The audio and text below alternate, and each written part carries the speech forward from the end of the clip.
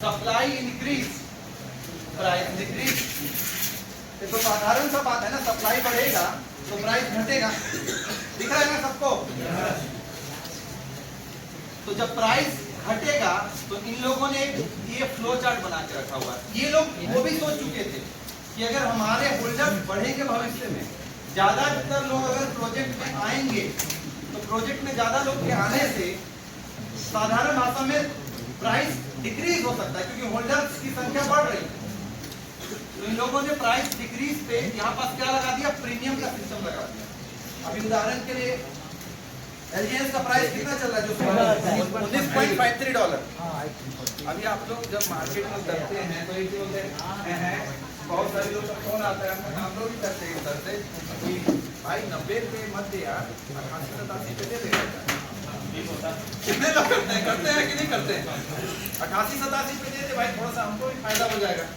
और अगर मान लीजिए यहाँ पास ये बात हो गया कि 19.25 या $45 पे रेट चल रहा है और $17 पे एलजीएस मिले, तो आप लेंगे कि नहीं लेंगे? तो दे तो रहा है, तो लोग कर देता है, स्टेबल बॉन्ड में तो दे रहा है, लीजिए थोड़ा थोड़ा। तो यहाँ पास उसने मैकेनिज्म लगा दिया कि अगर प्राइस बढ़ेगा, मतलब सप्लाई इंक्रीज होगा, प्राइस डिक्रीज होगा, तो प्रीमियम को क्या करेंगे लोग, मतलब जो हमारे पास कॉइन है उसको मतलब आपको कम रेट में दे देंगे, और कम रेट में देंगे और लोग खरीदेंगे, तो फिर से डिमांड बढ़ जाएगा। बात समझ रहे हैं? इंजीनियरिंग देख रहे हैं, गजब का मैकेनिज्म लगा के रखा हुआ है। लेकिन उतने ही पे नहीं रुके, उन्होंने कहा लो प्रीमियम के बाद प्राइस इंक्रीज जब होने लगा तो वहां पास अब प्राइस बढ़ने लगा, तो लोग क्या सोचते हैं, मार्केट की स्ट्रेटजी क्या, भाई ले ले यार जल्दी से, देखा $17 से तुरंत $18 हो गया, $19 हो गया, अरे हम तो ले ही नहीं पाए यार, अब क्या करें, बाद में देखते हैं। कितने लोग के साथ होता है ना। तो वहां पे भी लोगों ने सोचा कि भैया अगर प्राइस बढ़ने लगेगा ना तो बॉन्ड ले लो, बॉन्ड में फिर आपको क्या कहते हैं, डिस्काउंट मिल जाएगा। यहाँ पर उन्होंने क्या दे दिया, बॉन्ड दे दिया। और अगर ये बॉन्ड आप लेने लगेंगे तो मजेदार चीज यहाँ पर क्या दिख रहा है, आपका एपीवाई बढ़ जाएगा। लेकिन अभी हम लोग क्या कर रहे हैं, बॉन्ड कम ले रहे हैं, इसलिए कोशिश करिए बॉन्ड भी लें आप। और बॉन्ड का एक नया मैकेनिज्म आपने स्टेबल कॉइन में देखा, मैं आऊंगा स्टेबल कॉइन के ऊपर, वहां पे आपने देखा कि नहीं देखा, वो 500 सारे के सारे स्लॉट खत्म हो गए ना तुरंत। तो मतलब ये समझिए कि हम यहाँ पास बाकी लोग जो दिमाग लगा रहे हो तो हमसे ज्यादा दिमाग साइंस से खरीद ले रहे हैं। 500 डाई है ही क्या आप लोग के लीडर्स लोग के लिए, फटाक से खरीद लिए। लाइव में एपीवाई इस तरीके से बढ़ा कि आपने क्या किया, प्राइस सप्लाई इंक्रीज हुआ तो प्राइस डिक्रीज हुआ, प्राइस डिक्रीज हुआ तो प्रीमियम उन्होंने लो कर दिया जिससे आप खरीद लीजिए। अब प्रीमियम लो हुआ तो लोग फिर से खरीदने लगे, फिर से खरीदने लगे तो फिर से प्राइस बढ़ गया।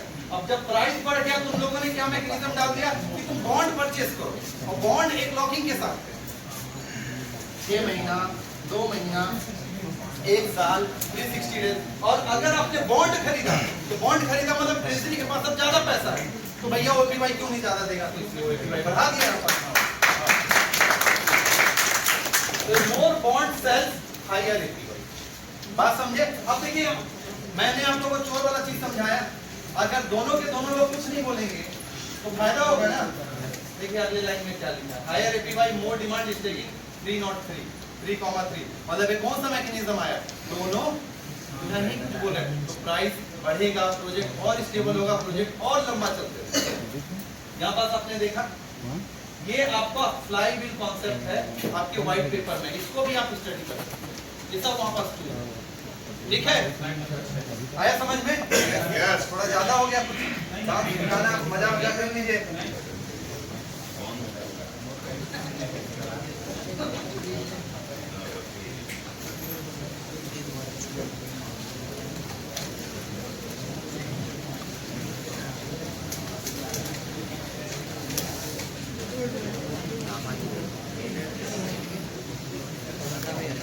करोगे तो क्लियर देंगे।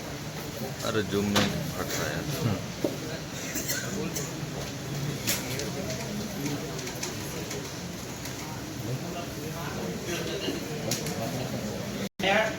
जो हमारा कॉन्सेप्ट है यहाँ पर देखिए, स्टेबल पॉइंट ए जो है अभी आया है।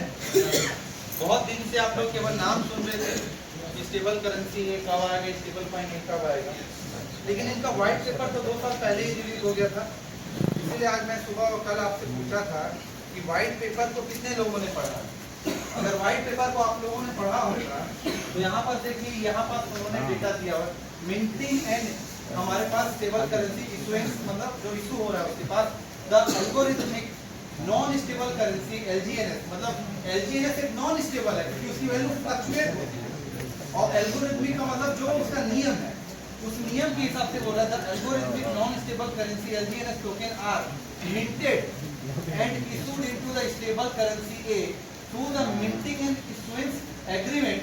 After the issuance is a successful, LGNS is destroyed to achieve the economic de-inflation.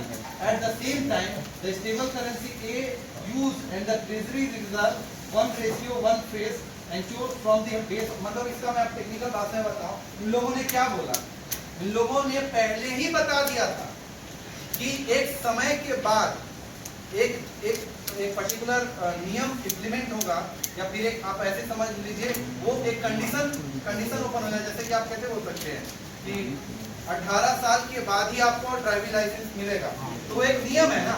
उसी तरीके से यहाँ पे भी एक नियम था कि अब वो नियम एक्चुअली रूप में ओरिजिन जान रही है और वो व्हाइट पेपर और उनके वेबसाइट पे बहुत डीप में पढ़ना पड़ेगा। उस नियम के अनुरूप उन्होंने बताया था कि जब इतनी चीजें ये घटनाएं घटेगी, मार्केट कैपिटलाइजेशन, बॉन्ड, फलाना ढिकाना, तब उसके बाद हम स्टेबल पॉइंट ए की स्मार्ट कॉन्ट्रैक्ट को इंप्लीमेंट करेंगे, अनेबल करेंगे। वो घटना कुछ समय पहले हो गई, और जो इन्होंने बात 1-1.5 साल पहले लिखी हुई थी, यहाँ पास जो लिखा हुआ आफ्टर द हमारे पास LGNS is destroyed to achieve the economic, हमारे पास री-इन्फ्लेशन और 1:1। अब हम अगर देखें तो अब हम वापस से ओरिजिन पे जाते हैं।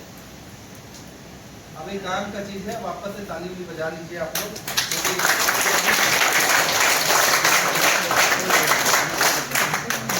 देखिए यहाँ पे क्या लिखा हुआ है, total supply of point A कितना हो गया है, 97,793 पॉइंट ए जो है वो अभी तक बन चुके हैं। ठीक है, इसका मतलब ये हुआ कि ए टोटल सप्लाई, जैसे कि एलजीएनएस की एक सप्लाई है, उसी तरीके की ए की कितनी सप्लाई हो चुकी है अभी तक, मतलब कितने पॉइंट मिट, मतलब एलजीएनएस डिस्ट्रॉय होके मिट होके एक पॉइंट में 1:1 में आ चुके हैं। इसको आप साधारण भाषा में ये समझिए कि इन्होंने किया क्या। ये बोलते हैं कि आप स्टेबल पॉइंट ए क्या है, उसका यूज केस क्या है, थोड़ा देर बाद में बताऊंगा। अभी आप ये समझिए कि इन्होंने क्या कहा था कि आपका जो एलजीएनएस है वो डिस्ट्रॉय होगा और आपके पास एक स्टेबल पॉइंट 1 ए आएगा, ये बोला था उन्होंने। तो अगर आप यहाँ पास देखें, यहाँ पर 2 ऑप्शन है आपके पास। ऑप्शन एनर्जी हमारे पास है ना, बर्न वाला एरिया, कितने लोगों ने इसको करके देखा है अभी तक? ये बर्न वाला कितने लोगों ने करके देखा है?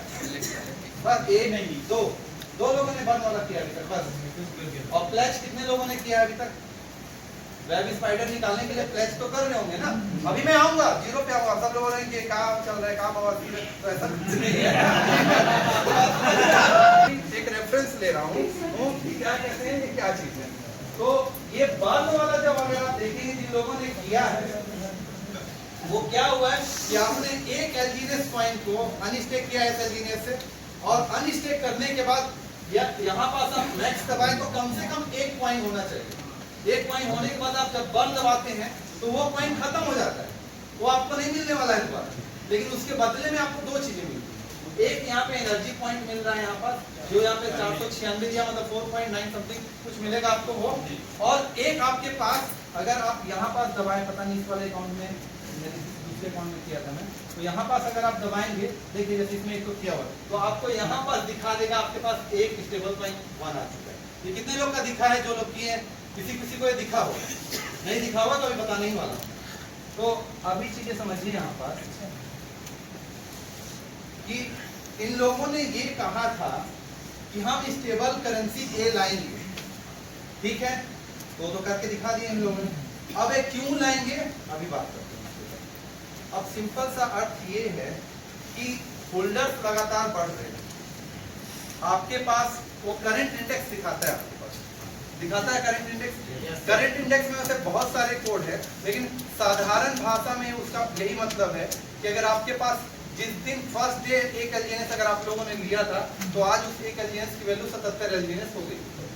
ये चीज आपने मतलब एक बात है, तो मतलब कि एक एलजीएनएस से 77 एलजीएनएस बन गया, तो ये 77 एलजीएनएस अभी तक स्टेक है। लेकिन मान लेते हैं उस व्यक्ति ने उस सबको अनस्टेक कर दिया, तो ये एलजीएनएस कितना था उस समय में? एक ही था। बन कितना गया? 77। तो ये 77 कहाँ आएगा? टोटल सप्लाई में और सर्कुलेटिंग सप्लाई में। कहाँ पास आएगा ये?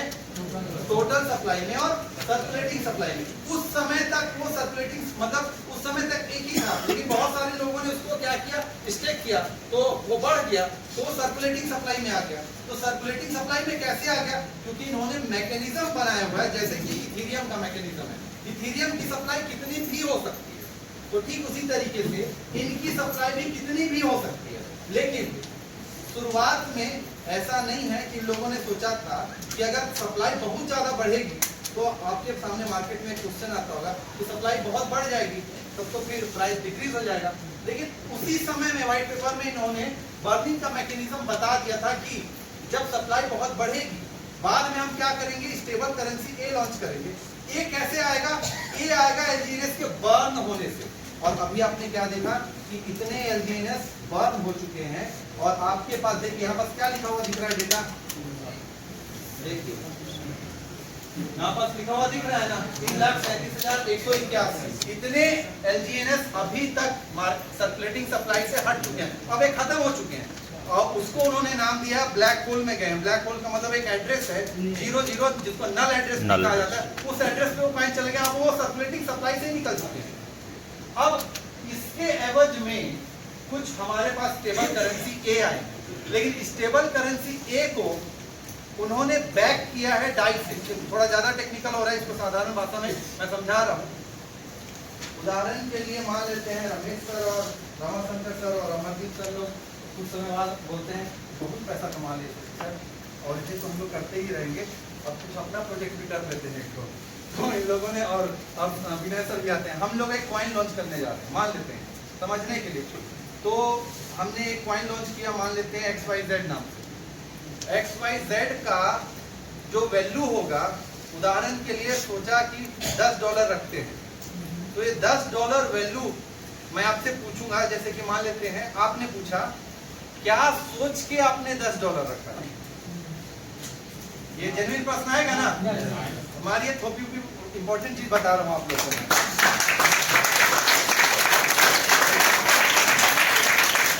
इंपॉर्टेंट कॉन्सेप्ट, अगर हमारे देश में गरीबी है, कितने लोग को इस तरह का प्रश्न आता है? मैं हाथ खड़ा कराना चाहूंगा, क्योंकि नहीं अभी मैं जो पूछ रहा हूँ प्रश्न पूछ रहे नहीं क्या कितने लोग आता है जेन्युइन? देखिए प्रश्न बहुत जेन्युइन है, हाथ ईमानदारी पूर्वक खड़ा करिए, क्योंकि हर व्यक्ति जीरो से स्टार्ट होता है। मेरे को खुद ही आता था ये प्रश्न, तो मैं खोजने का प्रयास किया। इतना देश में गरीबी है, तो आरबीआई को भका 500 का नोट छाप देना चाहिए ना, गरीबी दूर हो जाएगा। कितने लोग के मन में इस तरह का प्रश्न आता है? नहीं आता है। जिन लोग को नहीं आता है वो दे चुके हैं, आप लोग दे चुके हैं। अच्छा, तो अगर मान लेते हैं कि अगर बहुत ज्यादा क्या कहते हैं नोट छाप दिया जाए, तो लोगों के पास पैसा आ जाएगा, तो गरीबी मिट जाना चाहिए। लेकिन ऐसा क्यों नहीं हो सकता है? उसकी वैल्यू खत्म हो जाएगी। वैल्यू क्यों? क्योंकि जो हमारे पास पैसा है वो एक्चुअली में बैक्ड है। किससे बैक्ड है? जीडीपी में, गुड्स एंड सर्विसेज से। बात समझ रहे हैं कि नहीं समझ रहे हैं?